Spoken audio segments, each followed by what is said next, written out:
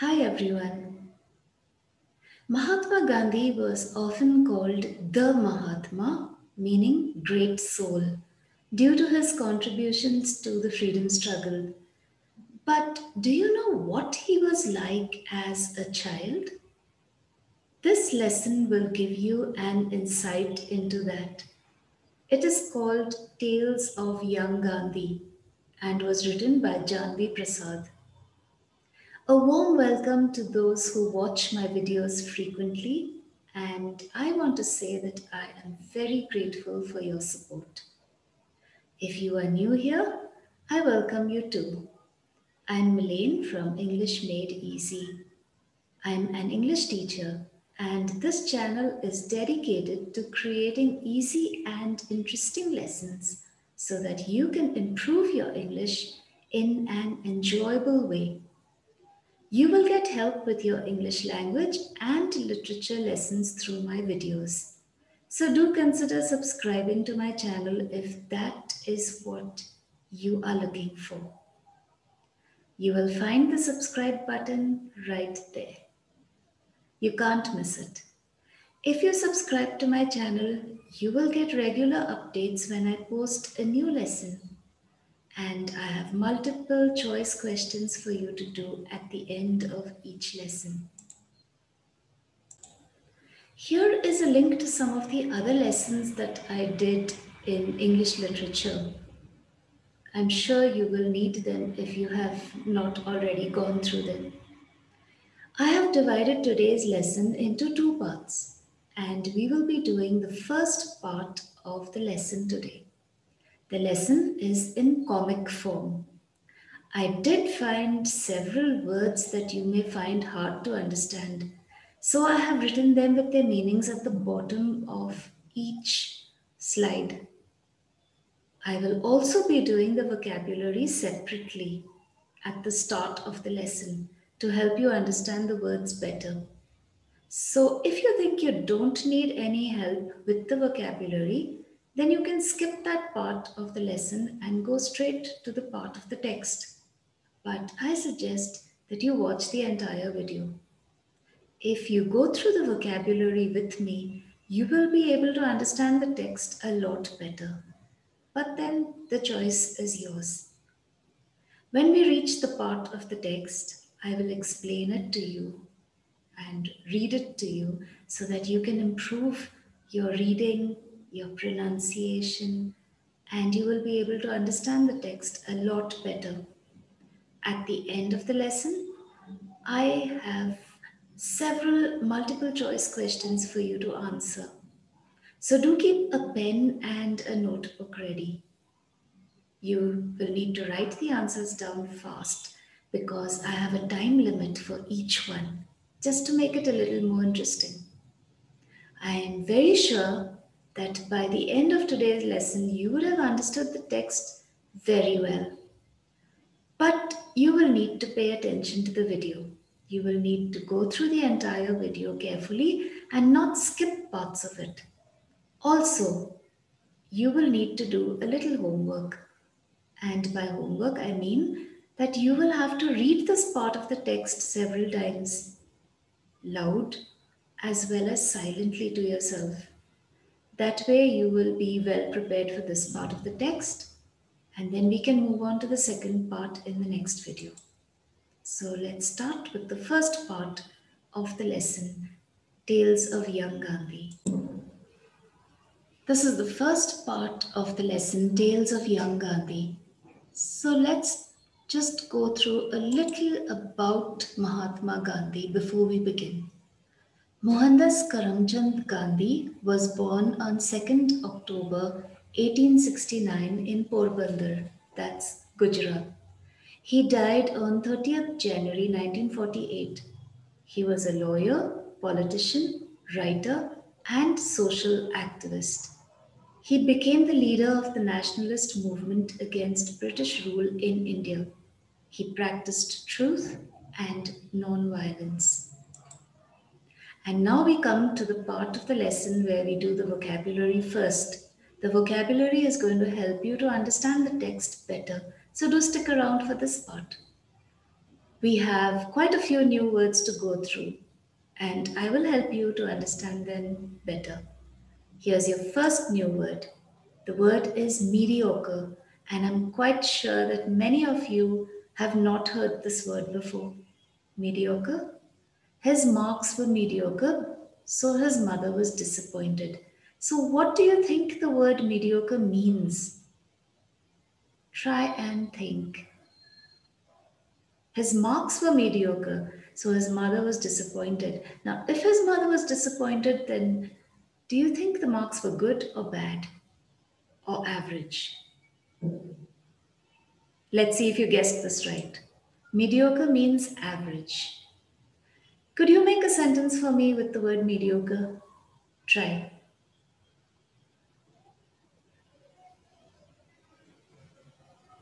I hope you managed that. And let's move on to the next new word, which is grasped. Grasped. They grasped the subject much faster when they studied outdoors. What do you think the word grasped means? You guess. Well, let's see if you guessed it right. It means got hold of mentally, understood. They understood the subject much faster when they studied outdoors.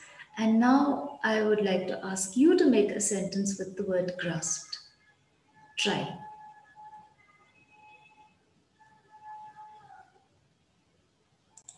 I hope you got that. Now let's move on to the next new word, which is dunce. Dunce. He could not solve the problem, so his teacher called him a dunce. So, what do you think the word dunce means if he could not solve the problem?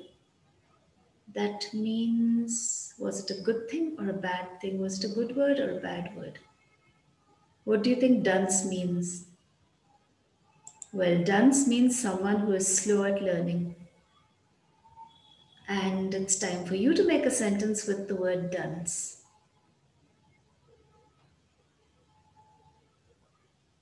Okay, let's move on to the next new word, which is wee.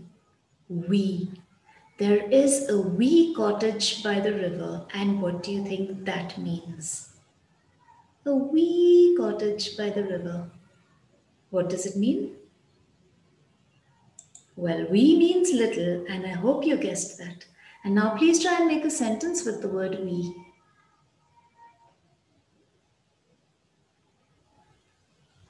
Okay, the next new word is merit. Well, this must be a word that you are familiar with. He got the job on merit. So, what does that mean? What does merit mean? Merit is something deserving of praise or reward, something really good. Your turn to make a sentence. Use the word merit. All right. So, here's your next new word, and it is scholarship. I'm sure you know this word too. He got a scholarship to complete his higher education. So, what does scholarship mean? Let's see if you got it right. Scholarship is payment made to support a student's education. Please make a sentence for me. Use the word scholarship or scholarships. All right, here's your next new word. Initially. Initially. Initially, I had planned to be a doctor. So, what does that mean? Any guesses? Initially means at first. At first, I had planned to be a doctor, and then I changed my mind. Please make a sentence with the word initially.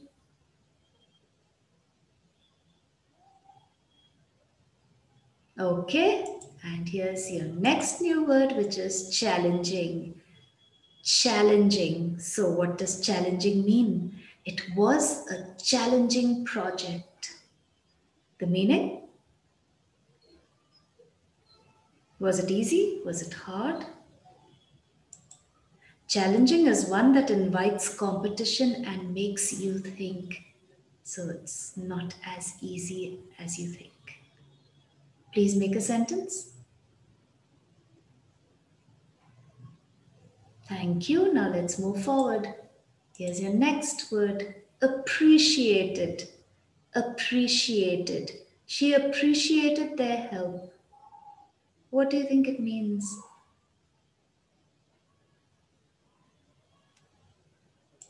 Appreciate means to recognize the worth or importance. So she recognized the worth or importance of their help. Please make a sentence with the word appreciate, or appreciates, or appreciated, appreciating.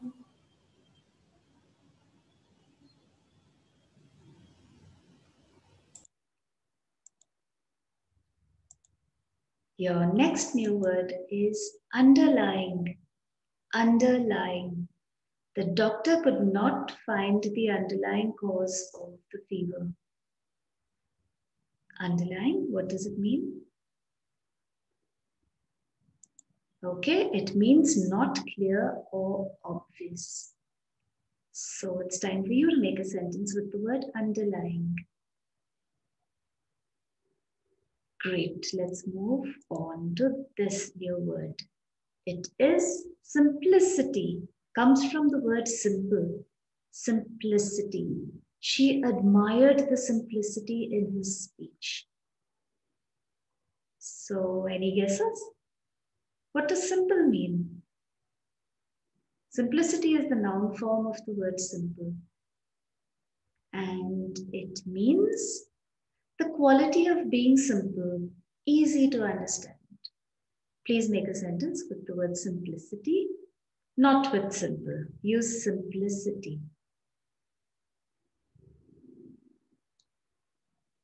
Okay. Another new word, lenient. And I'm sure almost everyone knows what lenient means. They believe that the judge was too lenient. Lenient. So lenient means not strict. It's the opposite of the word strict. Tolerant. Please make a sentence with the word lenient.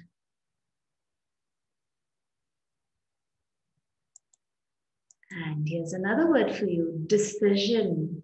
I did tell you that there are quite a few words. Decision. They waited patiently for the jury's decision. Comes from the word decide. Decision is the noun form of the word decide. So what does it mean?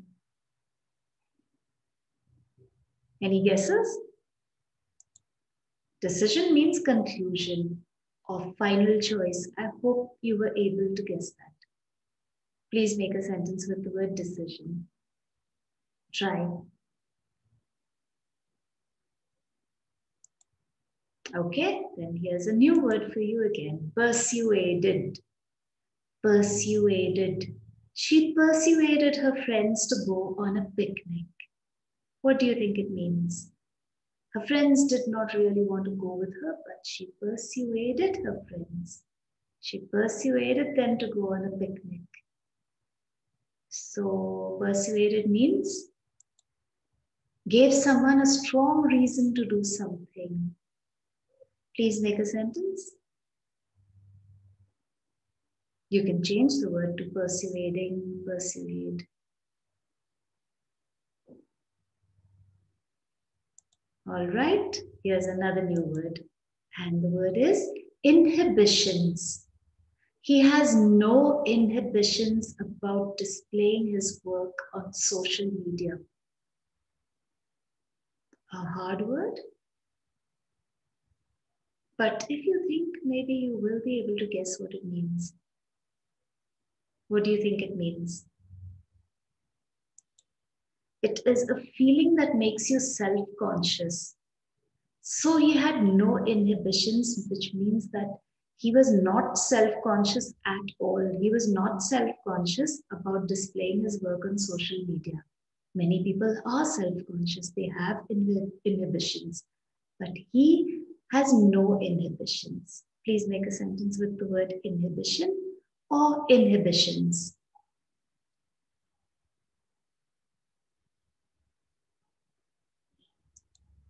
Okay, now that all words are over, we've come to the part where we start with the text. Like I said, there are some words that you may not understand, so the meanings of those words are at the bottom like this. For example, in this part of the text, you will find the word banya here. And what is a banya? A banya family is a family of traders or merchants. They're called banyas. All right, so let's begin. On the west coast of India in Porbandar, Gujarat, lived a banya family, the Gandhis. Karamchand, his wife Putlibai, their daughter, and 3 sons. I think that's quite easy to understand. Gujarat, Porbandar in Gujarat is on the west coast of India. And who lived there? A Banya family. What was the name of the Banya families? The Gandhis. And who were they? Karamchand Gandhi, his wife Putlibai Gandhi. They had a daughter, one daughter, and they had 3 sons. One of the sons was Gandhi. Mohandas Karamchand Gandhi was the youngest, born on 2nd October 1869. So, like I said, they had 3 sons. Who was the youngest son? Mohandas Karamchand Gandhi, Mahatma Gandhi, Gandhiji, the Gandhi whom we know, the freedom fighter. Okay, he was the youngest, and you will have to learn by heart when he was born. 2nd October 1869, that's when he was born. I was 7 when my father moved from Porbandar to Rajkot. Okay, so Gandhi was 7 years old when his father went from Porbandar in Gujarat, where he was born, to Rajkot. Now, why did his father move to Rajkot? He joined the Rajasthani court in Rajkot and enrolled me in a primary school there. So, Gandhi's father joined the Rajasthani court in Rajkot, and hence the whole family had to move there. When they moved there to Rajkot, Gandhi was enrolled in a primary school. He was only 7 years old. He joined a primary school in Rajkot. My heart wasn't in my daily lessons. Gandhi did not like to study. I was more interested in mocking our teachers. He was more interested in making fun of his teachers, of playing the fool in class. I was a mediocre student, average student, not a very bright student, who barely got through the multiplication tables. He found multiplication very hard. Don't we all? My shyness led me to bury my head in a book, even if I grasped nothing. Now, to add to it, he mocked teachers. He wasn't interested in his lessons every day. He barely got through multiplication. And to add to it, he was shy. He was so shy that he just bent his head and buried it in his book and did not ask any questions in class. Even if he did not understand, even if he did not grasp anything, if he did not understand anything, he did not ask questions, he did not bother about anything. He was too shy to ask. I disliked being taken to task at school. Taken to task meaning he did not want to be scolded or punished for anything. So he was scared to ask his teachers anything. Imagine if he told his teachers that he did not understand something and his teachers got angry and they said, "Why did you not understand? Weren't you paying attention when I was speaking to you?" That's what teachers normally do, right? So most children actually feel very scared to ask teachers questions. That shouldn't be the case, but I do understand that that does happen. But surely I wasn't a dunce. So Gandhi says, well, despite all those things that we mentioned, I wasn't a dunce. I wasn't someone who was slow at learning.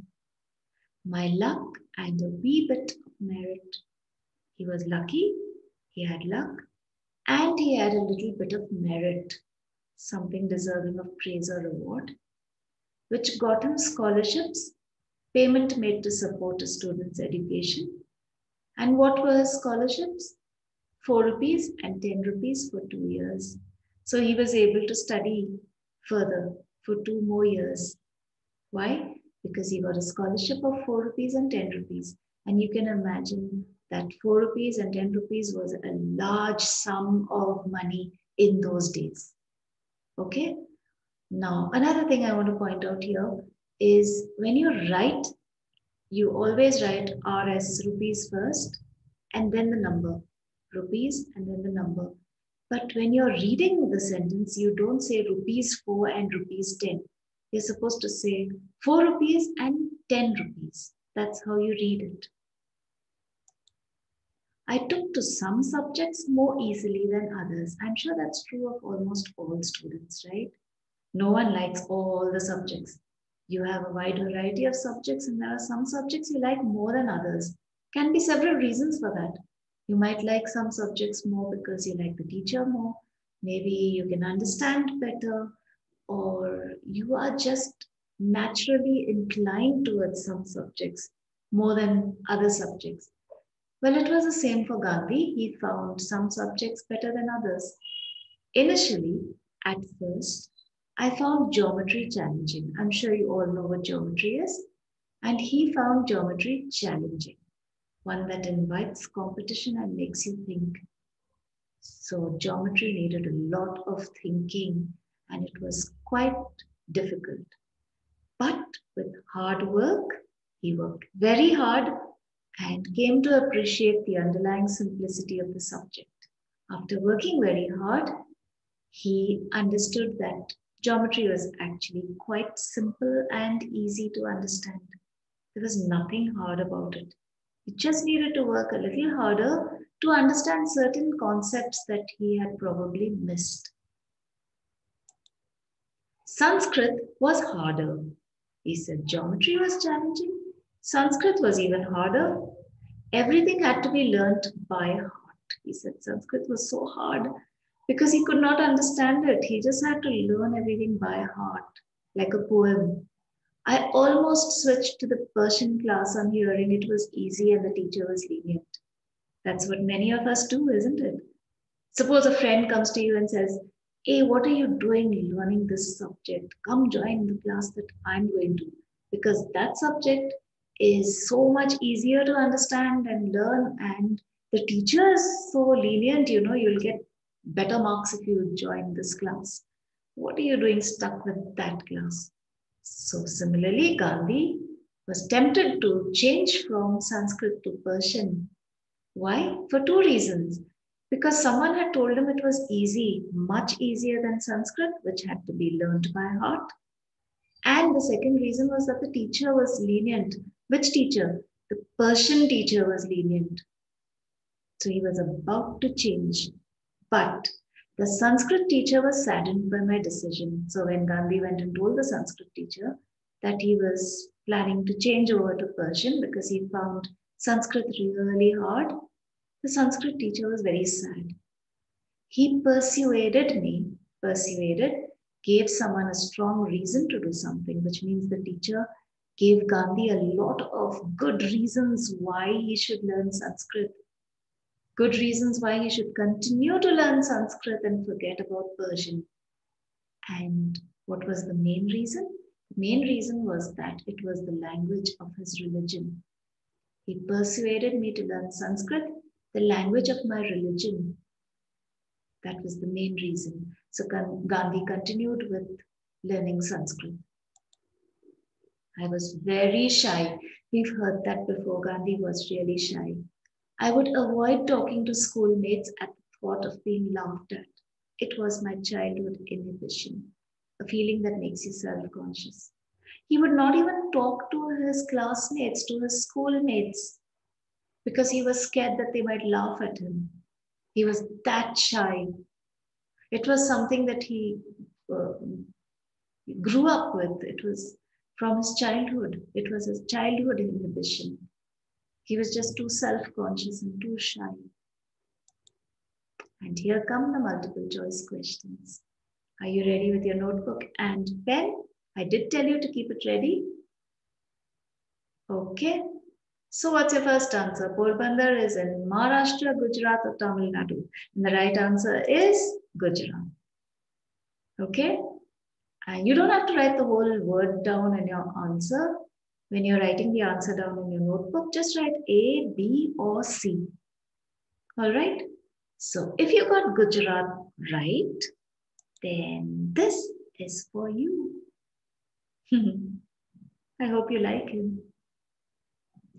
Let's move on to the next question. Are you ready? Now try and be faster with that one. Okay? As soon as I read it, you should be ready with your answer. You should write your answer down in your notebook. Are you ready? Gandhi was dash years old when his father moved to Rajkot. 5, 6 or 7? The right answer, 7. And if you got it right, here's your reward. A nice broad smile and a thumbs up. The next one. Gandhi was an average student, an intelligent student, a very weak student.